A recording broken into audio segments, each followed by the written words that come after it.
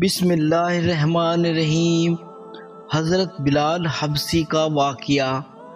اعلان نبوت کے چند روز بعد نبی کریم صلی اللہ علیہ وسلم ایک رات مکہ کی گلی سے گزر رہے تھے کہ انہیں ایک گھر سے کسی کے رونے کی آواز آئی۔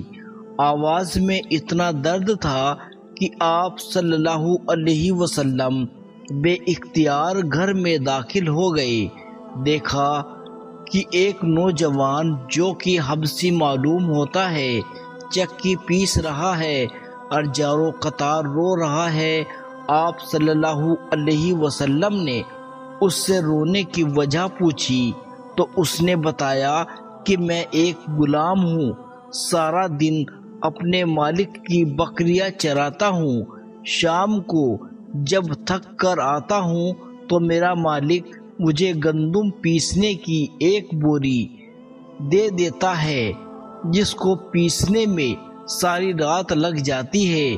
میں اپنی قسمت پہ رو رہا ہوں کہ میری بھی کیا قسمت ہے، میں بھی تو ایک انسان ہوں، میرا بھی جسم آرام مانگتا ہے، مجھے بھی نیند ستاتی ہے، لیکن میرا مالک کو مجھ پر ذرا بھی ترس نہیں آتا۔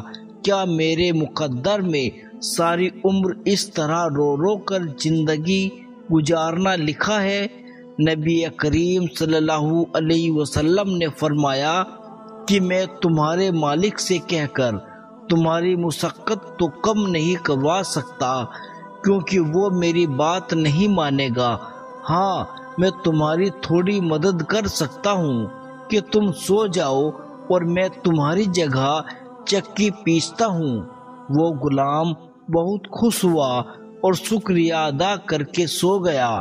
آپ صلی اللہ علیہ وسلم اس کی جگہ چکی پیستے رہے۔ جب گندم ختم ہو گئی تو آپ صلی اللہ علیہ وسلم اسے جگائے بغیر واپس تشریف لے گئے۔ دوسرے دن آپ صلی اللہ علیہ وسلم وہاں تشریف لے گئے اور اس غلام کو سلا کر اس کی جگہ چکی پیستے رہے۔ تیسرے دن بھی یہی ماجرا ہوا۔ آپ اس غلام کی جگہ ساری رات چکی پیستے اور صبح خاموشی سے اپنے گھر تشریف لے جاتے۔ چوتھی رات جب آپ وہاں گئے تو اس غلام نے کہا، اے اللہ کے بندے، آپ کون ہیں اور میرا اتنا خیال کیوں کر رہے ہیں؟ ہم غلاموں سے نہ تو کسی کو کوئی ڈر ہوتا ہے نہ ہی کوئی فائدہ، تو پھر آپ یہ سب کس لیے کر رہے ہیں؟ آپ صلی اللہ علیہ وسلم نے فرمایا، میں یہ سب انسانی ہمدردی کے تحت کر رہا ہوں، اس کے علاوہ مجھے تم سے کوئی غرض نہیں۔ اس غلام نے کہا کہ آپ کون ہیں؟ نبی کریم صلی اللہ علیہ وسلم نے فرمایا، کیا تمہیں معلوم ہے کہ مکہ میں ایک شخص نے نبوت کا دعویٰ کیا ہے؟ اس غلام نے کہا، ہاں، میں نے سنا ہے کہ ایک شخص جس کا نام محمد ہے اور اس نے اپنے آپ کو نبی ہونے کا دعویٰ کیا ہے۔ آپ صلی اللہ علیہ وسلم نے فرمایا کہ میں وہی محمد ہوں۔